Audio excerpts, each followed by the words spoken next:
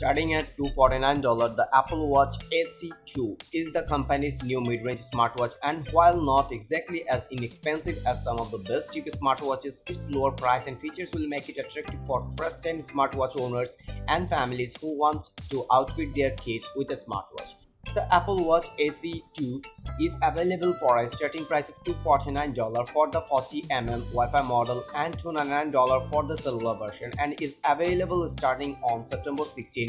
That's $30 less than the starting price of the Apple Watch SE in the US. Since the Apple Watch 3 isn't sold in a cellular version anymore, the Apple Watch SE 2 GPS plus cellular is the most affordable way to free an Apple Watch from any of the best iPhones.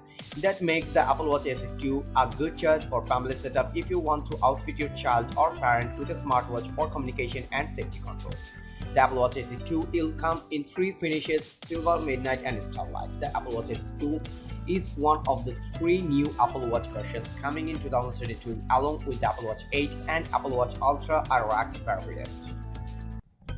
The SE2 will have the same processor and motion sensors as Series 8, so Apple says the SE2 will be 20% faster than the original and will support crash detection. In addition, it will offer high and low heart rate notifications and fall detection, two features that were present in the original Apple Watch SE.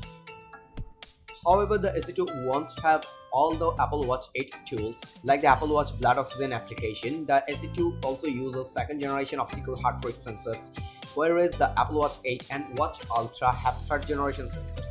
The first Apple Watch SE also had an always-on altimeter, compass, and fall detection, so we expect that SE2 will too. However, there is no always-on display as can be found in Apple's higher-end smartwatches. The original Apple Watch SE design is basically an aesthetic recreation of the Watch 4. Even though it doesn't pack an ECG reader, it's still more like the Series 4 than Apple Watch 5, since there's no always-on display. The SE2 will look basically the same as the first Watch SE, offering the same display sizes. The screen is 30% larger than the Apple Watch 3.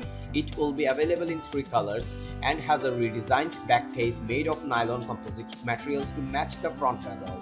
The SE2 will come in two sizes, 40mm and 44mm, and will have a retina display with a rated brightness of 1000 nits. It's also water resistant to 50 meters. The battery life of SE2 to be the same as with most other Apple Watch models, around 18 hours, but a new low battery mode, which is rolling out to all Apple Watch models Series 4 and later, will provide up to 36 hours of battery life. Much of the Apple Watch performance is centered around watchOS. The first Apple Watch SE can be updated to watchOS 8, the latest version of Apple's wearable software, improving the messaging options, adding support for digital keys, and welcoming the mindfulness app. When watchOS 9 is teased at the next WWDC, you will have a better sense at what the Apple Watch SE2 experience could look like. It also looks like the Apple Watch SE2 marks the end of the Apple Watch 3. 4 years later, it was more than time to retire the third generation Apple Watch. Let the SE2 be the sole and true equivalent of the iPhone SE in Apple's handset lineup. That's all for today. Thank you for watching. If you like the video, feel free to share it with your friends and keep watching Review Arena to get your top-notch day-to-day commodities reviewed.